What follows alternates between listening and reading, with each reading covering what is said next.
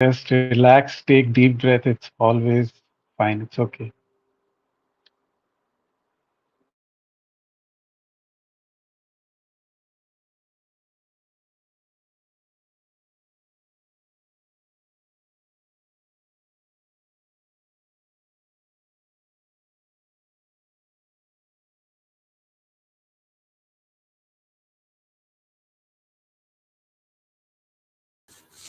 Okay. Um, Good afternoon, everyone. I, Advitya Gupta, and my fellow team members, Monica, Manisha, and Shalom, welcome you all to the panel discussion on the topic Education for All Making Schools Accessible to Poor. Nelson Mandela has rightly quoted education is the most powerful weapon that we can use to change the world. It is the means through which a person can lead a better and more meaningful life. The right to education is a fundamental right under Article 21A of the Constitution. However, despite all the efforts made, there are still at least 35 million children between 16 to 14 years of age who are not able to attend school. It is in this regard that we have organized this session to bring forth the problems being faced by children and to come up with meaningful solutions for their promising future. I would now like to invite Manisha to deliver the welcome address.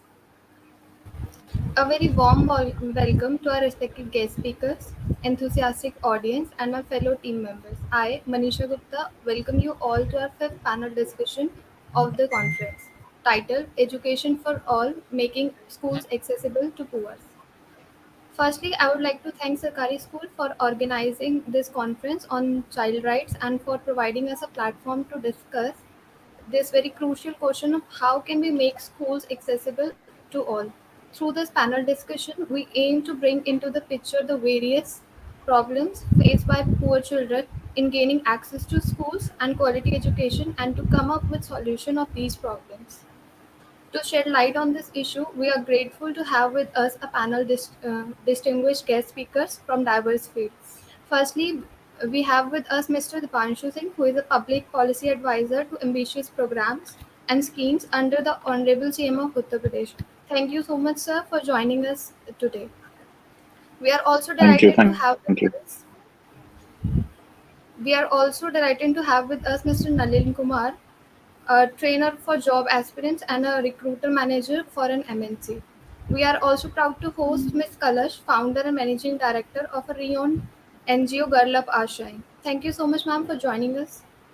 We proudly welcome Ms. Kirti Amin, an education consultant who has been making her valuable contribution to the field of education for past 11 years. We feel fortunate to have you with us, ma'am. Last but not the least, we are glad to have Tapasni Varshney, is a social speaker with a degree in public policy and is an inspiring filmmaker and actor. We are thrilled to have you with here, ma'am, today. How we can forget our audience without whose presence the session is meaningless. Thank you so much for joining us today. We are sure that you will truly enjoy this valuable discussion. Thank you. Thank you so much, Manisha. We'll now proceed with the session. Our guest speakers will share their insightful views on the topic first. This will be followed by a discussion round where the attendees can put forth their questions for our panelists. But before we start, I would like to request the guest speakers to kindly keep their address no longer than 5 to 6 minutes, as we'll also have a discussion round afterwards and we have to conclude the session in an hour. Thank you so much. An educated mind can teach many. Our first guest speaker, Mr. Dipanshu Singh, is a testimony to this. Mr. Dipanshu is a BTech in computer science and has pursued his degree in public policy analysis from London School of Economics and Political Science. He works as a public policy advisor to the ambitious programs and schemes under the Honorable Chief Minister of Uttar Pradesh, Shri Yogi Adityanath, in the Education and Health Department. He is one of the first educators to be associated with Unacademy in 2016 and has successfully headed the strategy and UPSC category for the EdTech Unacademy Group. He is also the best-selling author of International Relations, a TEDx speaker, and an IIM Coricord scholar. We are honored to have you with us today, sir.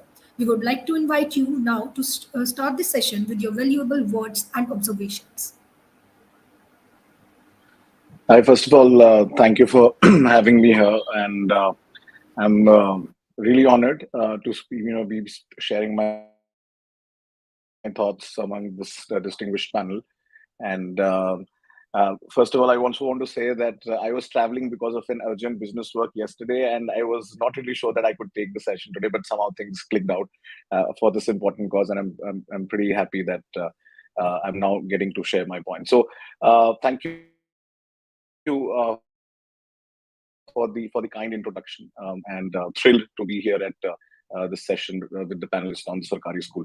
So, just, I think most of the points you have mentioned, I've been working in education and health, and though it's not a very long experience, but one thing that I really can share from my end that is I'm a teacher.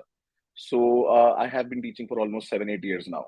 And that's my main thing. I have been a computer engineer. I worked with some of the MNCs, but the thing that I love to do is teaching. And I've been teaching UPSC aspirants for almost 8 years now.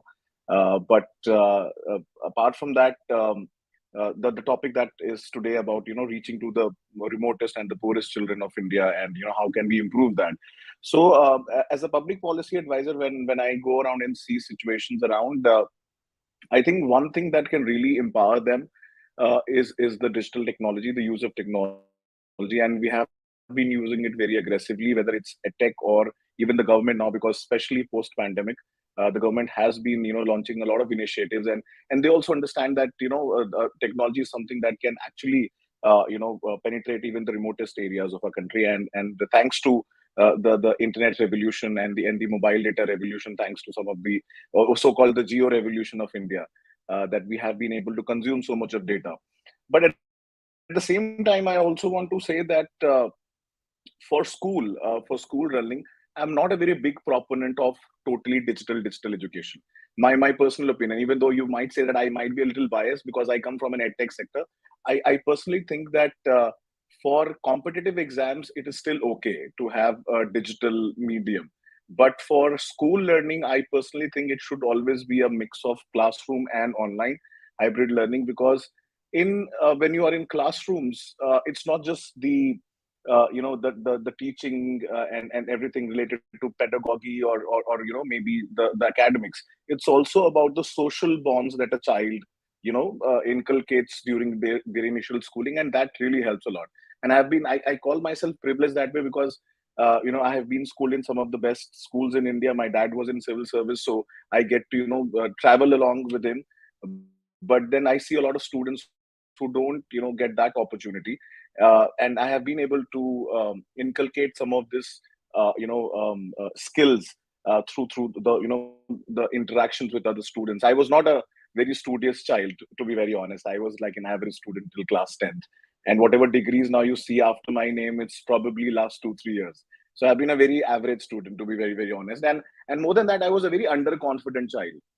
But over the period of time, especially after class 10th and 11th, when I started interacting with other students, and I started and the teachers have been very supportive.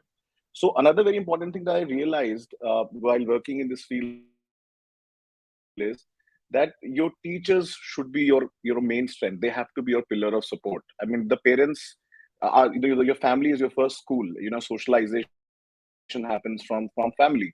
But I think the most important impact that a person has in their lives is their teacher. So I have been blessed to have some of the best teachers of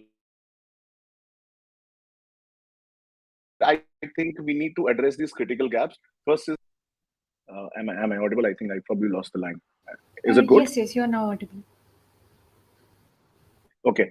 So I think the most critical thing that I realize, if I have to just sum it up in 2, 3 points, and don't want to stretch it too much for other panelists as well, is the use of technology, and we probably need to focus on the skilling of teachers also at the grassroots level, and then of course we should follow a hybrid approach, because I am someone will not totally support a complete digital education system for school children. Probably once they pass class 12th, probably after that we can totally go for a digital kind of education mode.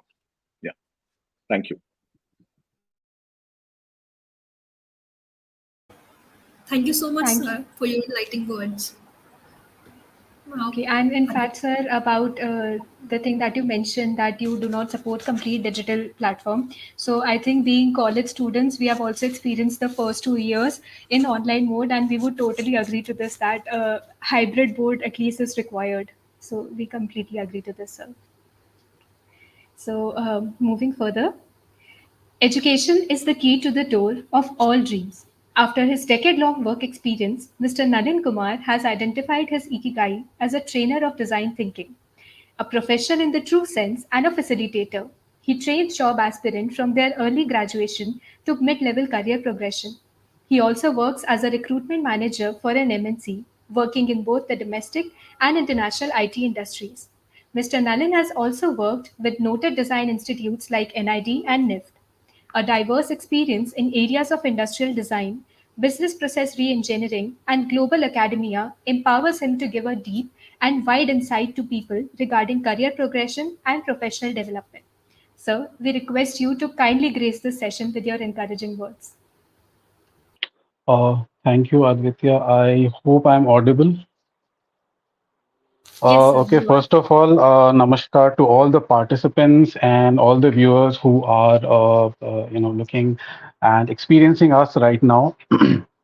Now, when I came across this about when I got the information about this session, education for all, making schools accessible for the poor, and the main theme, the enlightened child of new India, I was really excited, and that got me thinking. Uh, what can I say within 5 to 7 minutes that will create an impact? So I took a little different approach. I am not going to give answers, solutions, or suggestions today because somewhere solutions are like fruits. They are tasty, they are yummy, they are nutritious now, but they have a very limited effect on our lives. I'm going to pose certain questions because questions are very hard, not so digestible immediately, but in the long term, they have infinite effect on our lives. As we say that you can count the number of seeds in a fruit, but not the number of fruits in a seed. So that's the approach I'll take.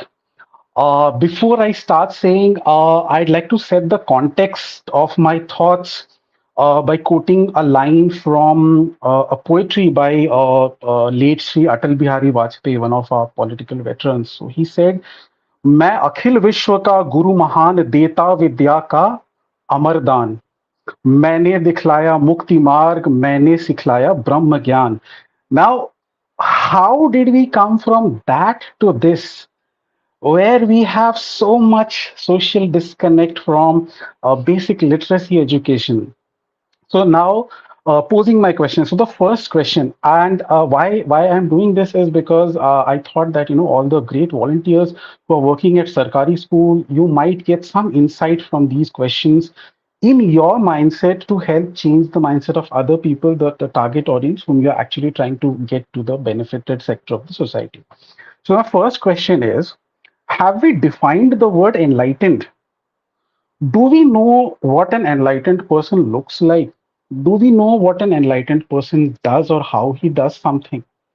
My second question, have we mapped all the sources of learning and knowledge for that that economic strata of people that we are discussing about, कि उन्हें कहाँ कहाँ से knowledge और information मिलता है, कैसे मिलता है, and how potent and efficient those sources are, because Akshay Kumar and Ritik Roshan have taught them more about patriotism than the social science books. So we need to map those sources and see how potent they are, how effectively they are being used. Now we need to the third question that we need to understand, when did we last ask this question to ourselves? Why learning? Why education? This is relevant to all stratas of economy, even to us. We need to understand why education, why learning, and we need to recalibrate this idea of education and learning every very frequently in every a little span of time, say 10 to 12 years, like census and all that is done. Now, the fourth question that I would like to ask: have we created the appropriate package of information or that educational package which will actually give these people of that lowest economical strata a social upliftment? Have we created that package before we go on to design its accessibility? Suppose आपने road map बना दिया, you created a channel, but you don't have the right material to keep flowing in that channel. That channel will lose its efficiency, its efficacy, its value, and people will start, questioning that. So first we need to create that, and that brings me to a very important concept of empathy that has been discussed in all the previous panels as well. Now, more often than not, we see this question or we see this objection from the people that why do we need to educate our children when they can earn a living for themselves? Okay. We need to understand we are not being empathetic to all their needs. Or let's look at this word in Hindi. It's called sahanubhuti, sah anubhuti, experiencing their life, experiencing them in our mind. So we need to do that to create the right package before we start designing the accessibility. Now, the fifth question is, have we mapped the life cycle, lifestyle of that person who is in that economic strata? And do we know all the participants who are affecting his life? Because when we talk about their education, everyone will be affected and everyone will try to, resist that change somewhere. ना सबकी जिंदगी affect होगी and they would not really, all of them would not really like that to happen. Sixth question is, do we understand the matrix of time, space, and thought in their head? Because, trust me, we are all living in different time and space zones. The prime minister lives in future. The CEO of a company lives in future, because if they live in present, the employees will not have work for tomorrow. So all the stratas of economy, all the people there are living in different time and space zones. We need to identify theirs. We need to see where they are. आप एक example देखो, उनके जो entertainment होते हैं ना, they come from a little past. They listen to songs of, they still enjoy the songs of Mithun Chakravarti, right? So we need to identify that will help us understand deep crevices of their psychology. Seventh question, do we have a delivery model which is better than the delivery model of one size fits all mindset? Now, see, a person who comes from an elite society, from a well to do family, will have a different aspiration and has a different potential as well. So we cannot really expect the same thing, from these people as well. So अब जैसे एक example, एक model जो मैं बहुत ज्यादा advocate करता हूं, that we need to strategise our society in a certain way where, let's say an example, 25% innovators, 25% entrepreneurs, 25% traders and businessmen, 25% service providers. All of them are required, all of them are necessary. So where are we positioning them, where are we positioning other people, and is this whole ecosystem forming well? Does our project, our initiative have those things taken care of? So we need to look at that. Eighth question, have we mapped all the possible and potential links of their social connection? इन लोगों के social connections कितने हो सकते हैं, कहाँ कहाँ हो सकते हैं, क्या हमने वो सारा मैप किया है? Because think about it, a person well connected in our society is affluent. A person not so connected is not so affluent and always struggling with something or the other. So, just talking about education won't get them educated. Connecting them to all the right people, right entities, right organizations automatically start seeping education into their life. Ninth and the last question, do we understand our identity, our social position, our superpower?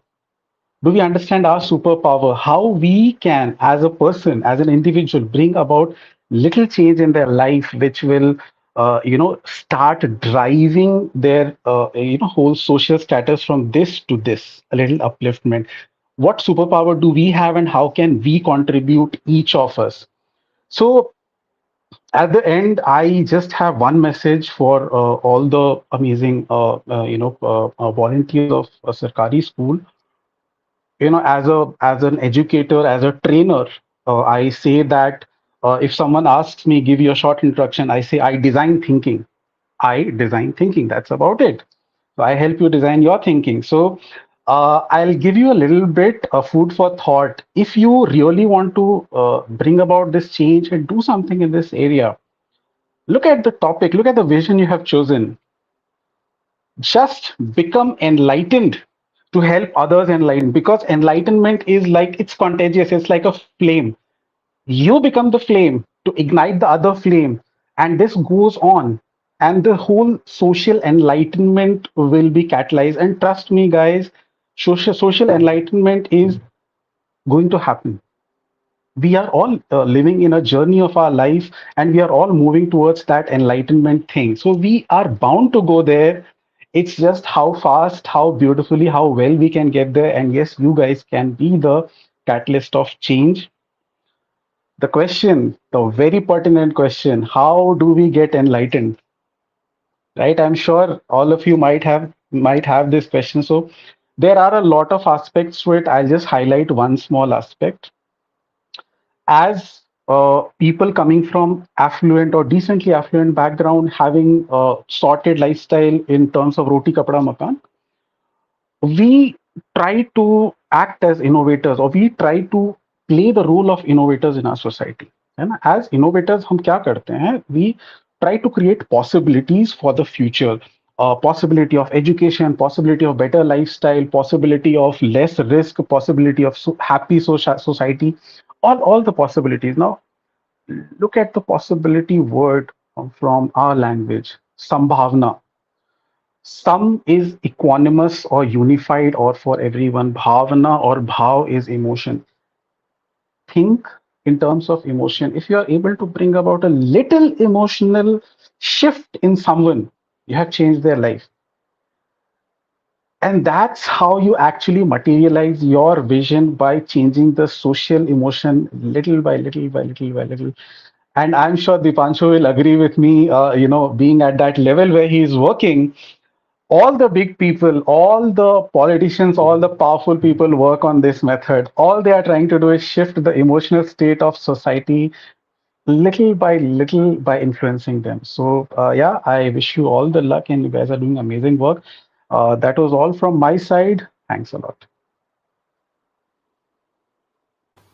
So it was truly amazing, and like you mentioned, it was truly a food for thought for us. So you have truly designed our thinking, I would like to say, genuinely. And in fact, I will definitely reflect back. Personally, also, I will definitely reflect back on these questions. So thank you so much, sir.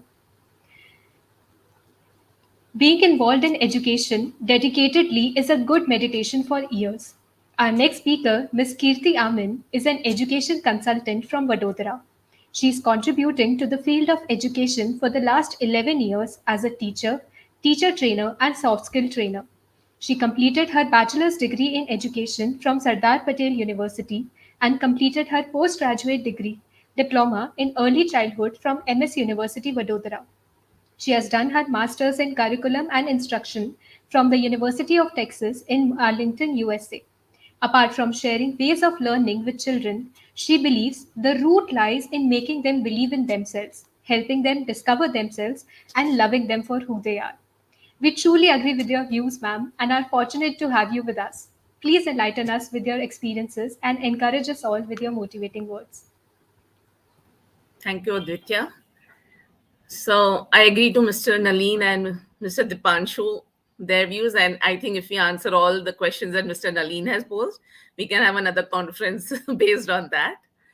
So when actually this topic came out, I was just wondering, what do I actually need to prepare for? I wasn't even very sure of what am I going to speak about. But your two schemes, which the government has introduced, Saksham and Sambhal, sometimes, so that is throughout my education career, from children to teachers. Saksham is something that you are making them skilled, and Sambhal is giving them care. So education, sometimes I feel it's all about intellect and moral responsibility. As Mr. Lalin said, if we have an balance of emotion and intellect, half of our problems are solved. So learners are learners no matter It's never been that I have taught or I have shared less with children or more with children and less with teachers. Even when I'm doing training programs, I have shared equally little small things what they can do, or even simple examples like please talk to the child. Okay, so education is a never ending process. I don't think so it ever ends. Even as trainers or educators, we are learning throughout our lives. But the only thing I felt I have to some extent being able to achieve is help children realize that they have the potential to do something, believe in themselves, and help them solve their problems. Once you skill them with that ability, they start thinking of possibilities or options with more awareness. So that is what I feel as education. So there are two models which I always believe in, which caters to. Like there is no education which is complete without knowledge, skill, and character. So if the moral and emotional support, overall development is not given, then skills and knowledge is not complete. If skill is not given, knowledge is not complete. And if knowledge is not given, they don't know where to apply it. Right? So that is one. And the second is there is a constant struggle of communication and collaboration between school, teacher, child, and the environment they are in. So if the all four are not going to collaborate at any level, no matter how much we are going to try, children won't have access to certain education system. So, but always I feel the route I have taught from government schools to the most elite schools in Bangalore, the best or the most, I can say, strength which has been my bridging and my communication with parents. If I have a strong bond with parents and their home environment, half of the learning I have achieved for children. But if that is not there, so what we do in schools, in public schools, is we are focusing on making them literate, but there is a whole circle of other issues which the child is already struggling with. And if we are not going to attempt to those things, we are never going to be able to achieve the later part. So if the mothers and the children are not attended at an early age, so instead of elementary, if we focus more on early childhood, wherein the mothers are more aware, where the children are made aware of what self-help skills are, I think half of your awareness to make them educated or push them in a direction where education lies is going to be resolved. So I feel it's just awareness at a very grassroots level for everyone that needs to be. And as a teacher, I always felt, so my mother is also principal. So that's how I always share that they are propaganding. Like we had Independence Day, we propaganded Har Ghar Tiranga, then COVID on every app. Why aren't we propagating education? Why can't we make it like a movement where everyone is aware of it? Okay, so lower, like I have seen many underprivileged, I have it, like I have my maids or people around me who are underprivileged. There are kids who who are dropouts, who have failed in 10th. There are girls who actually want to study, but they are not aware of what are my options available. So three-fourths of the problem lies in awareness and of what are my options, what are my possibilities, and what is education. As Mr. Nalin said and Mr. Dipanshu said, how is it going to make a difference in my life? Like parents at many, even in the most elite school, they don't know what education, how can they make a difference?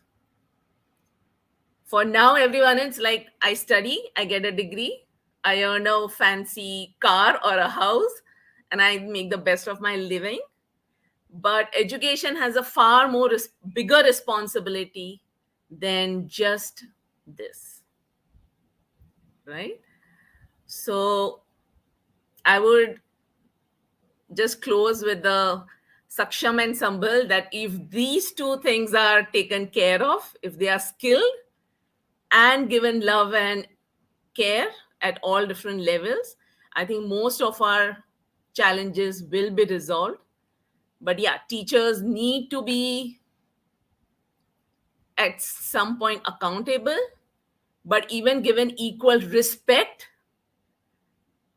and promoted to that level where it becomes a profession of honor. Now teacher is just like, oh, you are a teacher. So I myself have faced that, oh, you are a teacher. I was like, yeah, meaning I have people from all fields. But so if we are not honoring that profession, it's never going to be an impactful journey for any one of us. So I would just close with that education is accessible to everyone. I don't think so it is that anyone can't do it, but it's just the awareness of the profession, awareness of what it can or how it can bring a change in you, and why we need to be educated. So if we have that, I think most of our problems will be resolved. Yeah. Thank you, ma'am, for your enlightening words. As you said, that emotional support is very important. I really like that point, and the bond that a student, like a child, should share with his parents and teacher. I really like that point. And ma'am, as you said, that we'll always try that we will never dishonor any teacher, like not even by mistake. Thank you so much, ma'am, for your words and your motivational words. So moving on, cinema is a matter of what's in the frame and what's out. Cinema is a mirror that can beautifully reflect the realities of the world. Our last speaker, Ms. Tapashwini Varshnay, is a true inspiration in this regard. With a degree in public policy, Tapashwini is a social worker and an aspiring filmmaker and actor. She has worked with children as fellow at Tech for India, after which she started her project with another colleague, Fragile Lives, to help families uplift themselves out of their financial burdens to build a sustainable portfolio. She has relentlessly worked to understand the issues that come with implementing systems into education of the students and continues to understand the root problem of education system. She is also currently working on a film that highlights these intricacies and is hoping to create a reform in schools. We are honored to have with us today, ma'am. We request you to kindly grace this session with your motivating words. Thank you, Monica, for that huge introduction, which I was not expecting. Thank you so much, everyone, for being here, and thank you for having me as well. I really appreciate it. Like Kirti ma'am said, and like Nalin and Dipanshu have said, I think what I'd like to just add is that pandemic has brought out and highlighted very um, like much bigger problems that are there, and it's not just how the child is getting educated, but I think there are a lot of different aspects that need to be understood as well, right? So when for instance I was working with Teach for India as a fellow, I realized that there are many different stakeholders that come into the picture when you are working towards educating a child. You have to look at the parents, you have to look at the child itself, you have to look at the other teachers that are teaching that child, you have to look at the principal who is of the school, and who is really the trustees of the school, right? Where is the money coming from, how much money is actually there involved. All these aspects are very important. Now, when you start working closely even with students, you also realize the kind of backgrounds they come from. And they come from very different backgrounds. And it's very difficult for a classroom filled with those kind of backgrounds to make it as inclusive as we want it to be. So, as the topic for today's panel is inclusivity, I think it is very important for teachers to be prepared for something of that sort. So even when people like us who come from middle class families, or whatever it is, who go as fellows for Teach for India itself, right, they are not prepared to handle situations where the child comes crying to school once a day and says, Ki, I've witnessed something very dangerous, and you don't know how to handle such things. So teacher training, not just in that space, but teacher training is very important. I think that's one that plays a very big role in how your classroom is going to be. The child has to look forward to come to class every day, right? And if you don't create that kind of an environment, the child is not going to pay attention in class and contribute. And there's a lot of things that you have to really keep in mind when you are teaching a bunch of students who are coming from such backgrounds. um, Now, the other thing is, what I've also noticed and what I've also realized is that it's not that government school teachers do not want to teach. It's not that there's a whole lack of teachers altogether. There are teachers who are very passionate to teach. There are teachers who really believe in the education system and really want to make a difference. Like Kirti ma'am said, I think the only gap that is there is that those teachers aren't empowered enough, right? There aren't enough empowered teachers in schools, systems in place that are wanting to keep going with the movement. It's a very tiresome movement, if I have to be honest. It's not easy to come to school every day and to teach those bunch of kids, and keep that energy going, and you give your best every single day, but maybe that best is never enough, and you have to keep going down that path. But if the teacher is not feeling empowered enough to do something like that every day, it is not going to happen, right? So I think that plays a huge amount of role. And what we also did as fellows in Teach for India was we tried to create different spaces for students to be able to learn. We, a close knit environment where we are at one of the students' houses, where they feel more comfortable. Maybe that will help them learn better. Or we build community centers where they dance and they sing and they do their own, learn if something new, skill development is happening. That used to motivate them to, okay, let's study. There are teachers who are invested in me, who are trying to make me a better person, make me reach somewhere, right?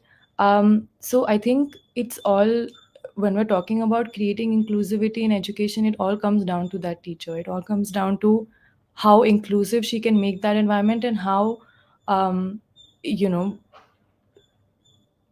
how she can just create that ecosystem for learning, honestly.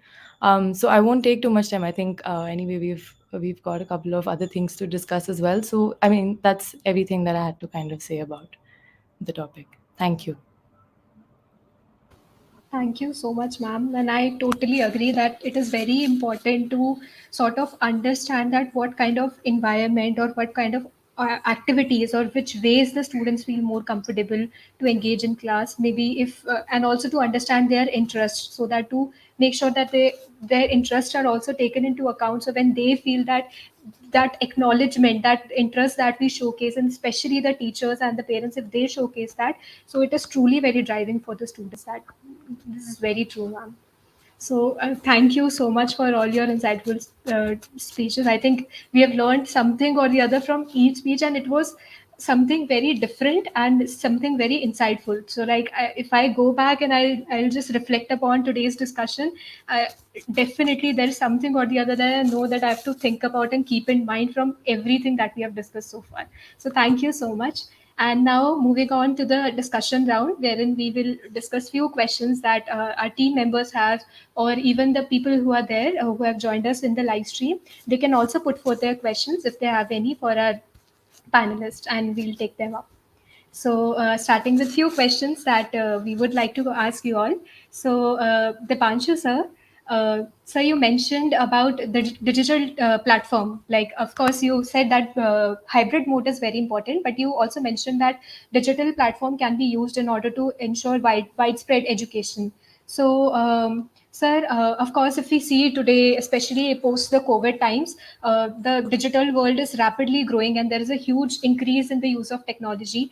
But then we also know that there is pros and cons both involved when we talk about technology, and the platform is open to the students, but at the same time, not being present in that physical environment can also ensure, and I'm sure since you are also teaching with an academy, you must have experienced this, that often students feel like they get sort of digressed or they don't feel that motivated Sometimes there is some sort of distraction sometimes involved. So how do you think, sir, the technological platform can be used in the best manner for the students, sir?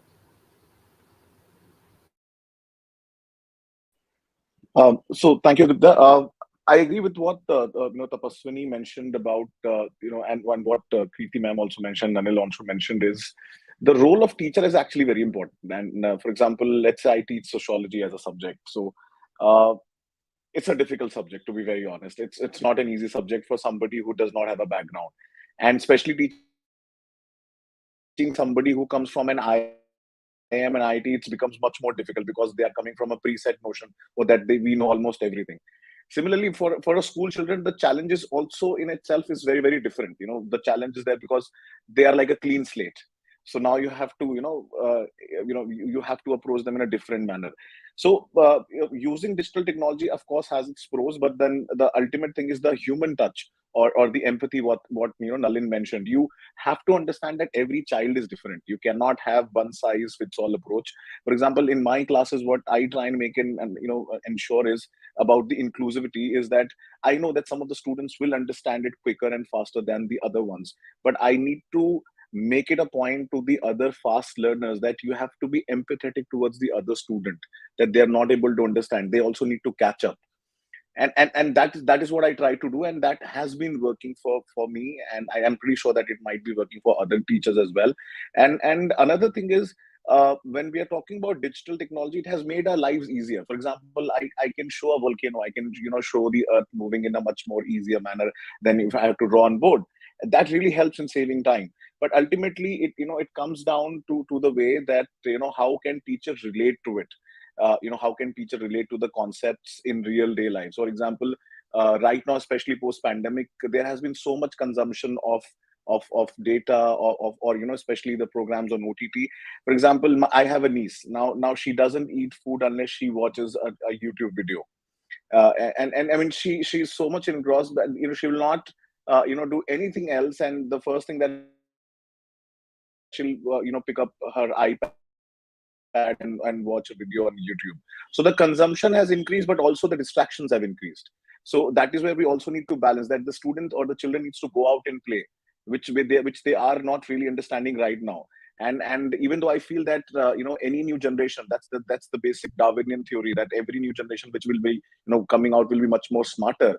But at the same time, I'm thinking that a lot of our new generation which is coming up is also a lot distracted and delusioned. They have so many. So the problem right now is we have a problem of plenty. We have so much content, we have so much. So YouTube is full of great content. It's filled with so much great free quality content. But for a student to understand that what is required, what is not required, it is the role of the teacher, which is very, very important.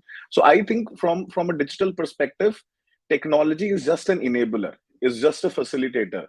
The humane touch, the role of the person sitting there, is to be the most important one. As Kirti ma'am rightly mentioned, that I also get the same question, ma'am, that oh, you are so young, how can you teach a UPSC aspirant?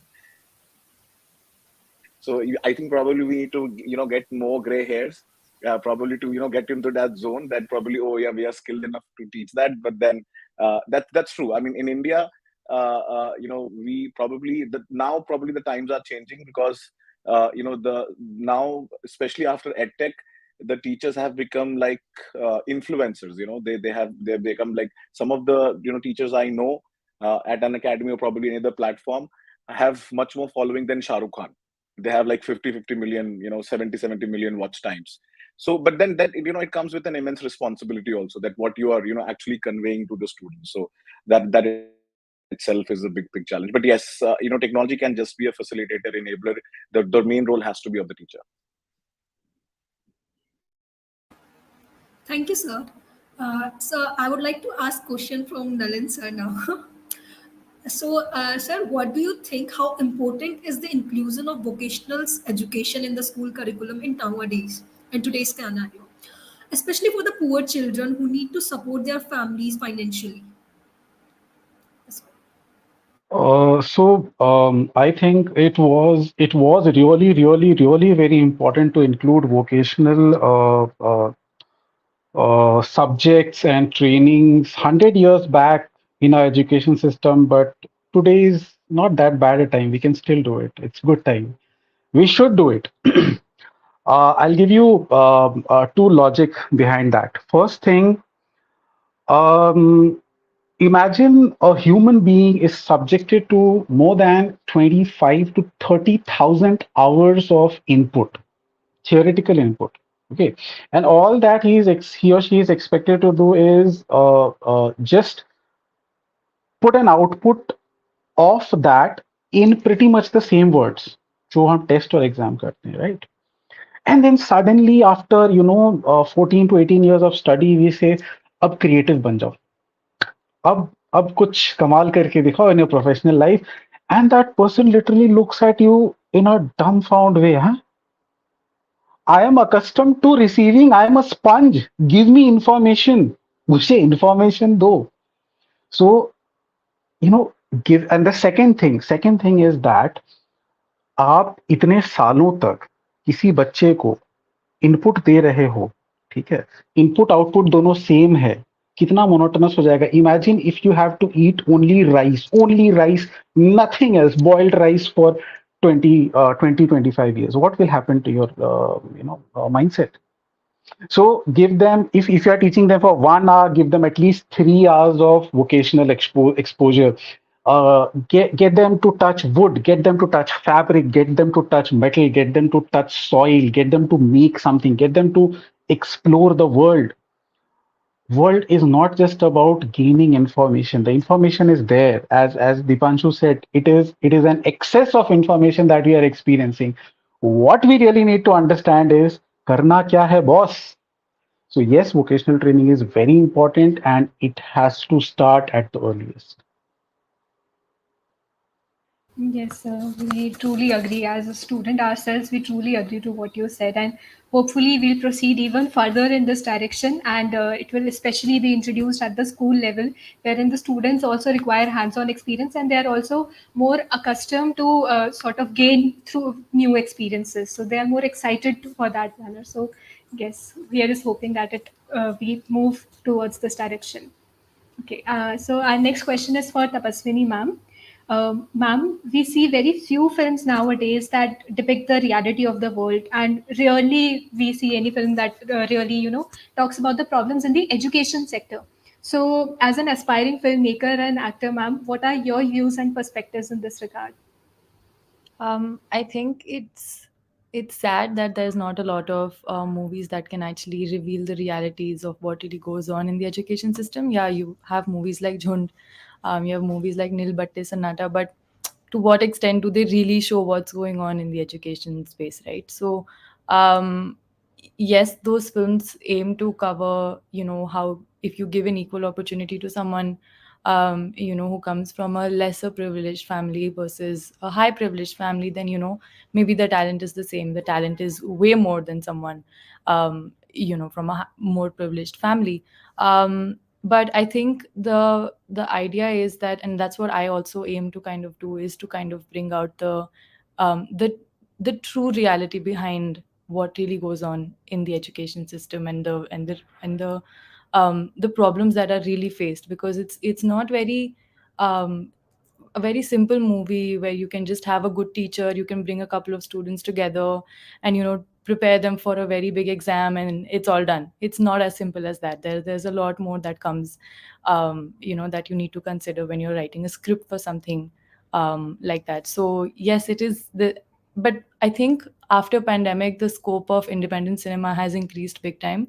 I think there can be more filmmakers who can come out and make more films about these things, and try to really highlight the problems that come in our education system, or even not just the problems but even what is working well, right? It can work both ways. So yeah, I think fingers crossed I'm able to kind of do that as well, and let's hope there are more filmmakers who try to achieve this as well.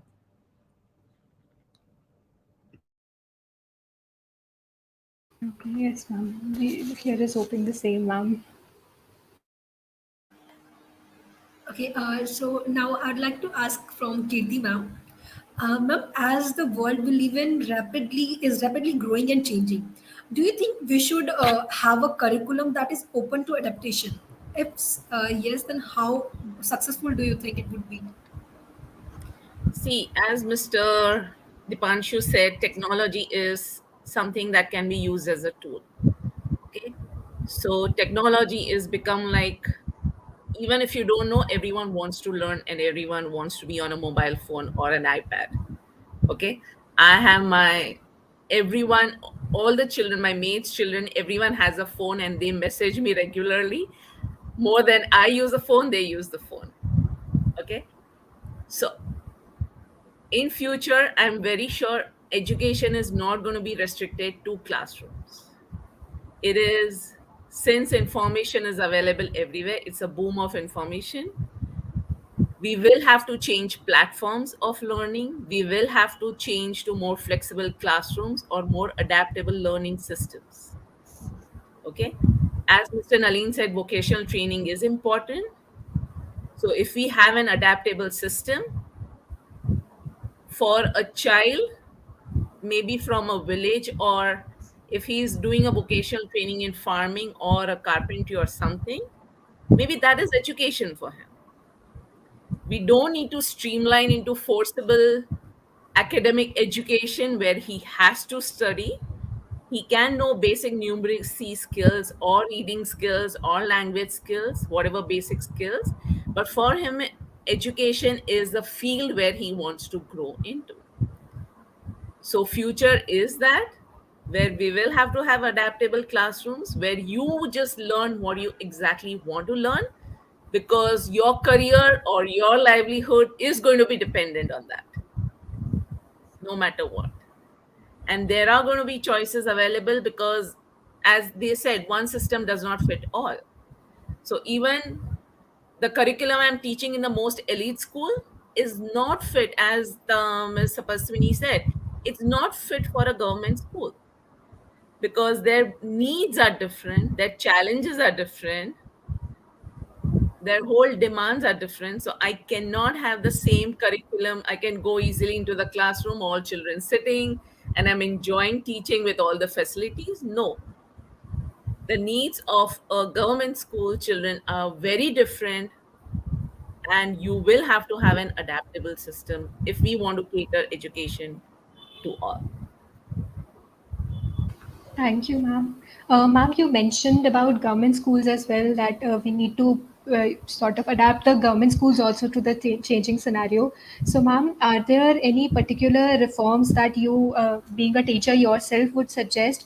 Because many schools in rural areas, the government schools, a lot of poor people go to those schools. So, any reforms, any suggestions that you think should be ensured in government schools particularly, and especially in rural areas, so that they can be, I mean, they can be more inclusive in terms of, accessibility to different marginalized sections of society also, and the poor especially.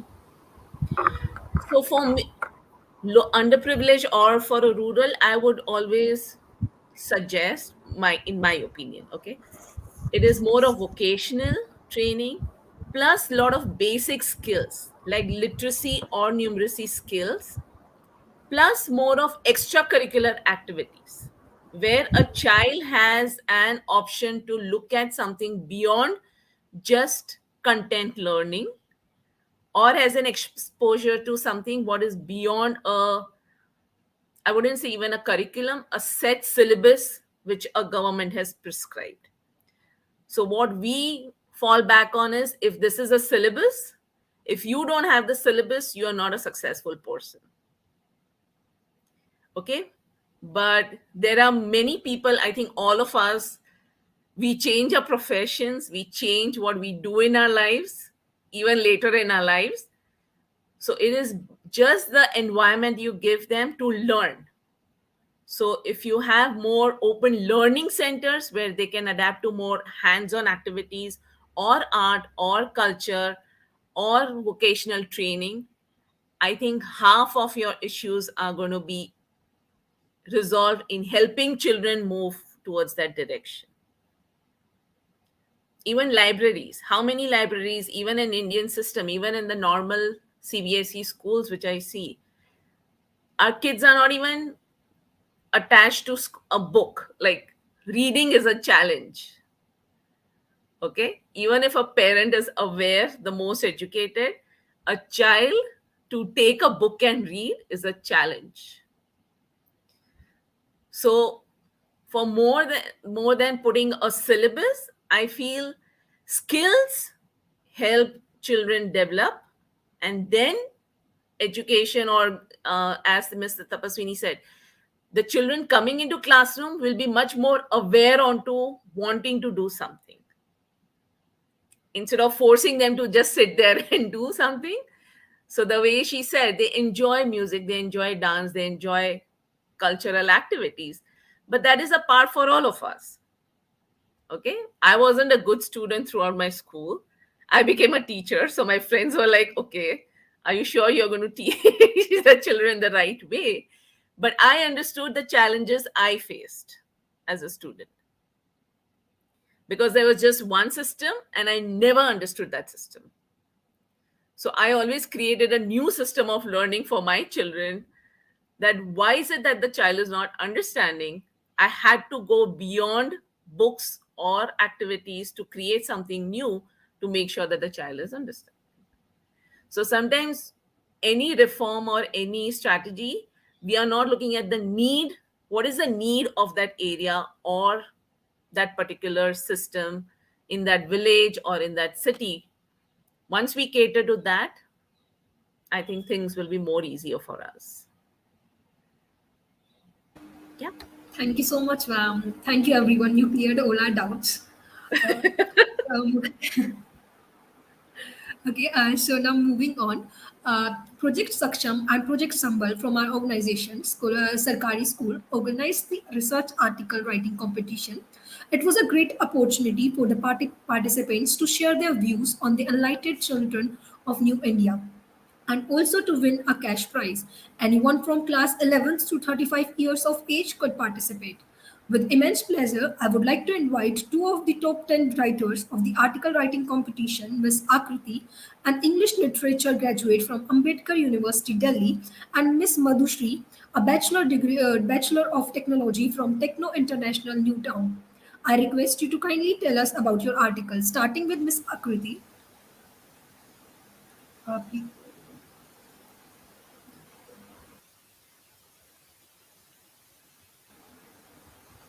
You're not audible.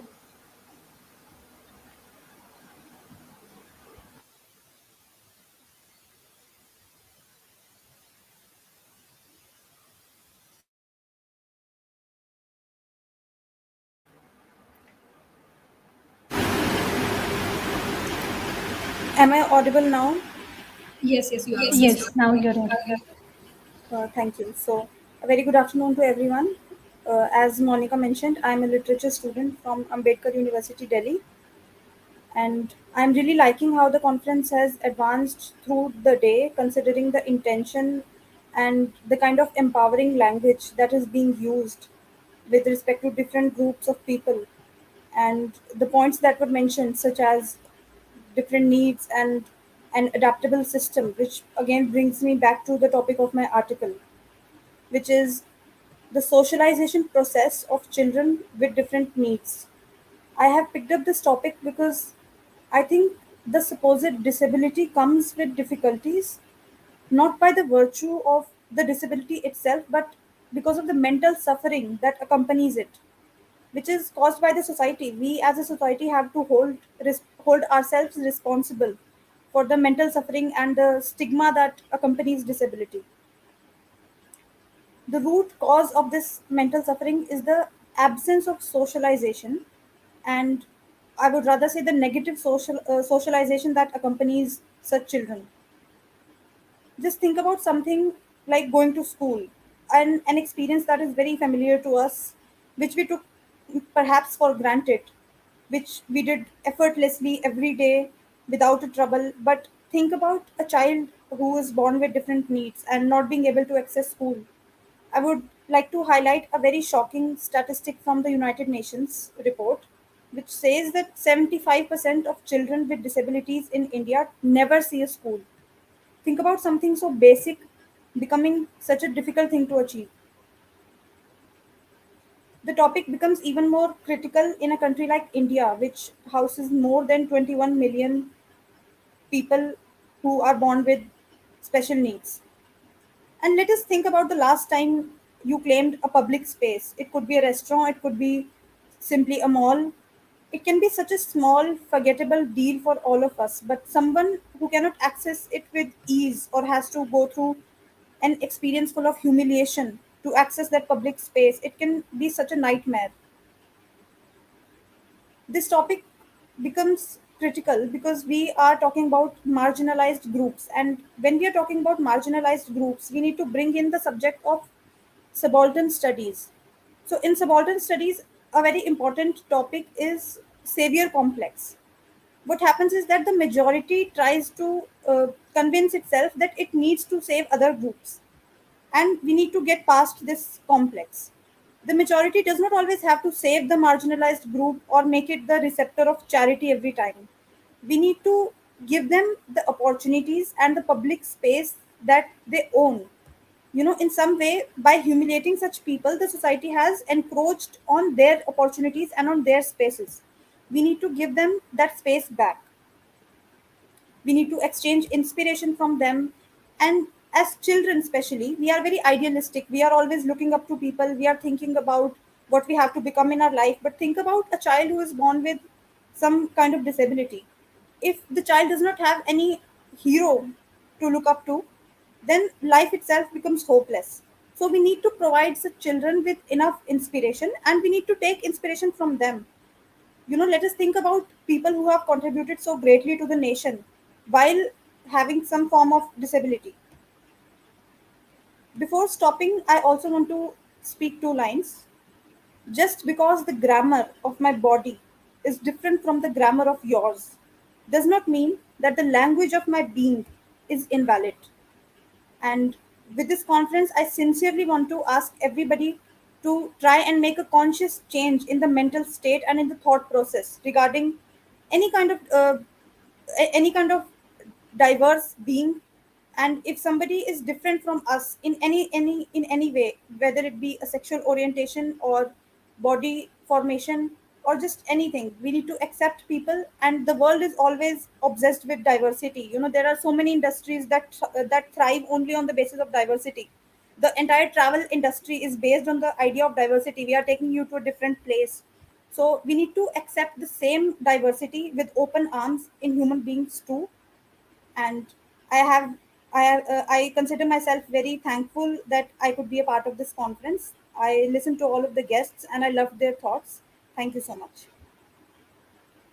Thank you so much, Akriti. And I truly agree to what you said.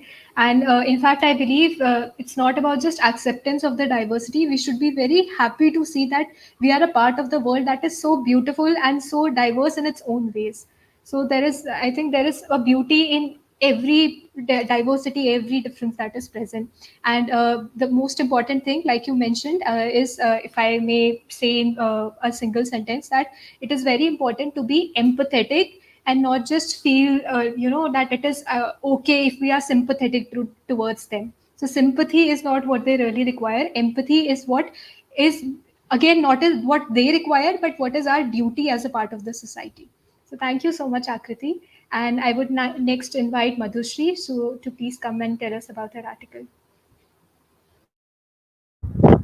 Am I audible? Yes, Madhushri. Thank you. Good afternoon, everyone. This is Madhusri Rana from Techno International Newtown, Kolkata, and I am pursuing my Bachelor of Technology degree in Information Technology, and I am currently in fourth year. I also do a paid internship since the month of April in Keysight Technologies as a front-end web developer, and I really feel great being a part of this conference. I heard the words of Kirti ma'am and Akriti ma'am, and I really agree to what they say. And I'm really thankful to this for all the people who invited me here. I am thankful that Sarkari School and Saksham project came up with such an idea. I had a lot of good experiences in writing the article, and I learned a lot of things when I researched about the topic. The topic of my article was mental health and essential for every child. I chose this topic because growing up, I really do realize that mental health is as equally important as physical health for the well-being and sound development of every child and every human being. Like we every day we hear in the news that some person is attempting suicide. We hear in on the television, or we learn from the social media. But do we realize that what causes that suicide? According to research, the adults who commit suicide, they go to mental depression, and that onset of the mental depression starts from their adolescent years. So what's very important is the mental health of a child, and this mental health that can be disturbed due to various reasons. It can be due to frequent disputes between their parents, due to the loss of a family member, due to their parents separation, due to due to catastrophic disasters, due to the academic pressures. There can be a lot of reasons, and it is really the first and foremost duty of the parents to realize that why their children are going through such mental depression. And before that, it's also important to realize that if their child is going through the mental depression at all. Like we have seen in Paris and Import that Ishan was doing very poor in academics, but his father never tried to realize that why he's doing so poor. Like his father always thought that he just doesn't want to study, but he didn't realize that his son was dyslexic until and unless he got into the boarding school, and Amir Khan told his father that his son has a problem, which is why he's doing so poor in academics. So I think that parents should understand their children, that why what their children are going through, and at the same time children should also not hesitate from telling their daily life experiences to their parents. They should always communicate to their parents first, and then communicate to some other person or their friends, because they should know that their parents are the nearest one to them, and they are very experienced. They can really help them in overcoming their mental disturbance. This mental health is very important, because if it is exposed to prolonged disturbance or instability, it can lead to chronic diseases or depression in the future, which can also lead to suicide. So this is something very important, and people do not pay as much attention to it as physical health, but it is really as important as physical health. Also, I think that there should be sex education in our schools to teach children that the difference between good touch and bad touch, and to know that if they are being sexually harassed, and if they are being sexually harassed, and what they need to do, because suicide, mental depression, all this arises a lot from sexual harassment also, which a lot of people in today's world go through every day. So I think that they should be vocal about this, and at first children need to understand that what is the difference between good touch and bad touch before it becomes worse. So sex education is a very important thing.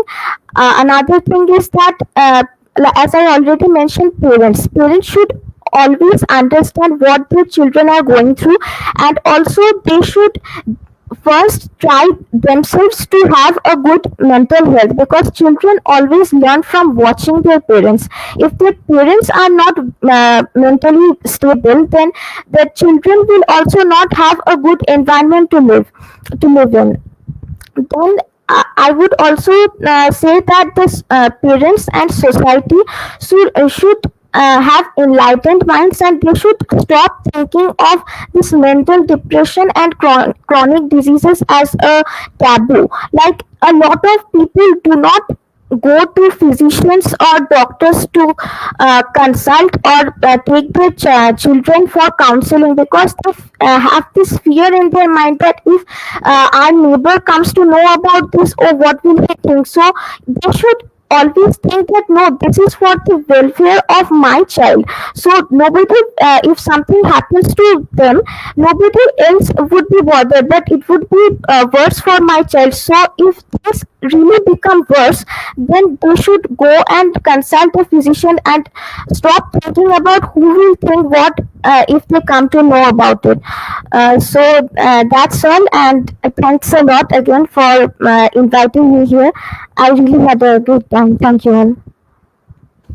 Thank you so much, Madhushri. And you truly raised very good points related to sex education, related to especially the relationship with the parents. And I could also recall, while you were speaking about this, I could also recall what Kirti ma'am had also mentioned, that even the teachers should also make sure that, since ma'am also mentioned that for the first many years, it is actually the mother that is the most connected to the children. So it is very important that teachers also ensure that the child and the parents also have a good relationship with each other, and even the teachers also make sure that they are not just they also develop, like there is a good relationship between school, a good partnership between schools and parents also, so as to make sure that not just the students are doing good academically, but also for their mental health as well, like you very clearly mentioned.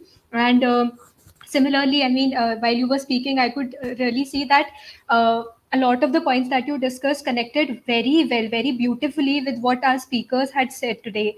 Like Nalin sir, Kirti ma'am, and Tapaswini ma'am, even Dipanshu sir, all of them mentioned that what important role does a mentor plays. A mentor, a teacher really plays, and it is not just about, like Nalin sir mentioned, that there is a lot.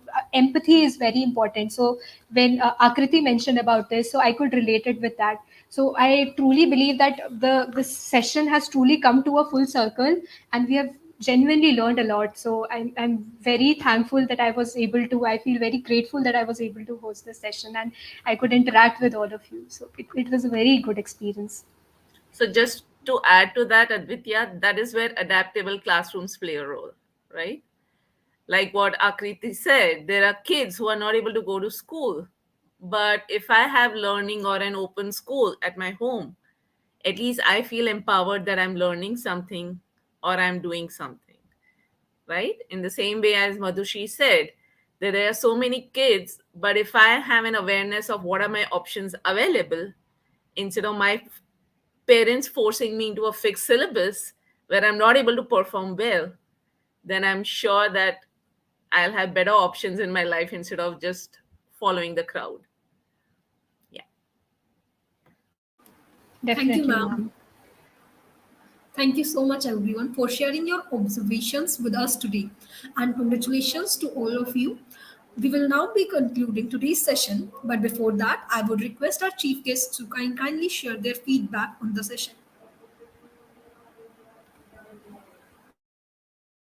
Starting with Nalin sir.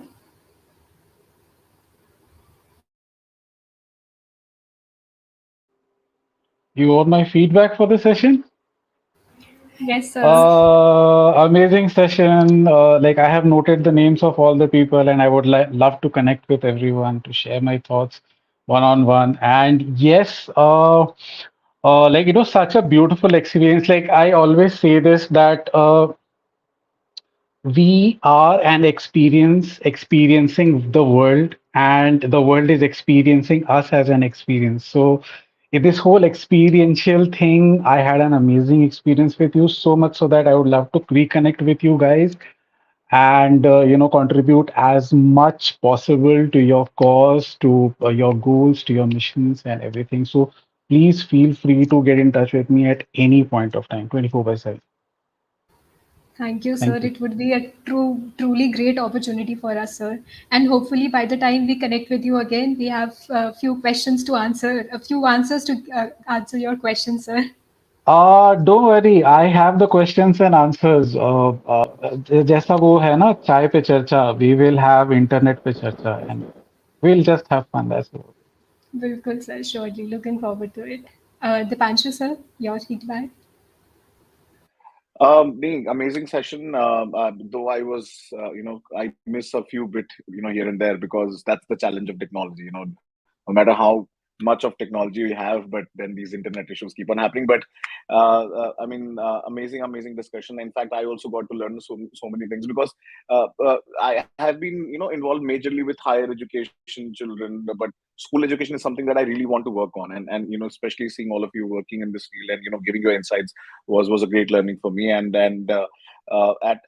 my organization also, and at the public policy level, we are trying to do a lot of things. For example, just want to tell you that during pandemic, what we did was we made sure that all of our courses that we teach online, every educator was made sure that they have to teach at least 500 hours of lectures will be absolutely free for anybody from entire India, and the students will be from the remotest parts of the country. So if a teacher is teaching, let's say 2 hours at an academy, 1 hour has to go to for an absolutely free cause, and that is something that probably every organization should do. And I think, and it's also important that people who are from coming from these strata, they should actually go on field. The problem is that people don't want to go on field. They want to sit in their AC rooms and want to make policies. That's the problem. That's the biggest problem in policy making in India. We have to go on field to see what exactly is the problem. I think that's my key takeaway, and that's what I want to give a takeaway for everybody to think and ponder upon. Thank you. Definitely, sir. And being a public policy advisor, I think there is so many more things that we can actually learn from you. We can ask you, but it's because of the paucity of time that we'll have to hold on to, and hopefully we'll have another session soon. Ma'am, Tabaswini, Absolutely. ma'am. Just let me know. I mean, I'll be more than happy to contribute. Thank you. Definitely, sir. Tabaswini, ma'am.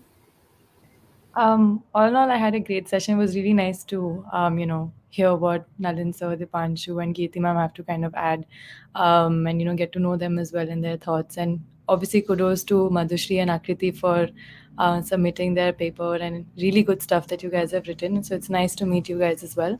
I'm happy to help out as well, just like the other two gentlemen have said. Please feel free to reach out if you need any help with anything. And thank you so much for having me on the session. Thank you so much, ma'am. And as an aspiring filmmaker, we really hope that you bring in the necessary revolution, and we have a depiction of the true education system, the reality also. Let's So hope so. best wishes for that, ma'am. Thank you. And Kirti, ma'am. Yeah, it was a fun session. More than enlightening, it was a fun session. Knowing views and perspectives from every strata, like everyone from different professions, just on one topic of education. And that's how we perceive that's how the education, meaning it can make a difference in the field of education if everyone comes together as a community and everyone has something to offer. It's not one field, but everyone has something or the other to offer. And as Mr. Dipanshu said, that I always believe it's better educators plan for education instead of policymakers who are not in the field, because sometimes even a principal doesn't know what's going on in the classroom. So I feel it's always the root level which needs to be addressed to at all the point to make a difference. So yeah, thank you. And if I can help you out in any way for your purpose, then please let me know. Definitely, ma'am. Definitely. And it was indeed a very fun session, a very interactive session. And maybe, like Nalin sir also mentioned, that before we start approaching to the kids, we should also know that once we have their support, we must also have the curriculum, the content design, like what are we basically approaching them to for. So maybe we can think that this session was somewhat based on this also, like how can we make not just the schools more accessible, but also the education system overall more inclusive in terms of curriculum and in terms of the interactions and everything. So thank you so much, ma'am. And lastly, now, since we are coming to the conclusion of the session, so I would like to invite Shalom to deliver the vote of thanks. Good afternoon, all. What a wonderful and fruitful discussion. Let's have a huge round of applause for our honorable guests, patient audience, and fellow team members. Definitely. Thank you is such a prayer that cannot be seen or touched. It must be felt by the heart. I feel honored and privileged to get the opportunity to propose the vote of thanks on this special occasion. To begin with, I would like to thank Sarkari School for organizing this enlightening conference that has been a true learning experience for all of us. I, on behalf of the organizing committee, convey deep regards and heartily thanks to all the guest speakers who graced us with their presence today. My sincere thanks to Mr. Dipanshu Singh, who inspired us with his knowledge and taught us how the technological advancement of this century can help us move forward towards our main goal. Today, my words are not enough to thank Mr. Nalin Kumar for his valuable suggestions and taking a different approach in today's conference. I must mention my deep sense of appreciation to Ms. Kirti Amin for her valuable words. I would also like to express my gratitude to Ms. Tapaswini Varshney for inspiring us and giving us useful insights. I would also like to thank Ms. Akriti and Ms. Madhushri for participating in the article writing competition and gracing us with your presence. If time is money, then you have spent millions on us. Thanks to all of you for making this event successful. An event of this dimension cannot happen overnight. The wheels start rolling months in advance. We have been fortunate enough to be backed by a team of very motivated and dedicated students and volunteers. I cannot thank everyone enough for the involvement they have shown and the willingness they have expressed to take on the completion of the task beyond their comfort zones. Thank you all for all of your work. And last but not the least, I would like to thank all those who have joined the session and actively participated in the discussion. This conference was for all of you.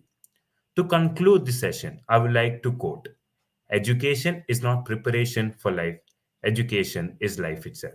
Thank you so much, and we sign off for the day. Thank you so much, Shalom. And we now have our valedictory session for the day. So I would request all the guest speakers and Akriti and Madhushri as well, so to kindly join us for the valedictory session. Thank you so much.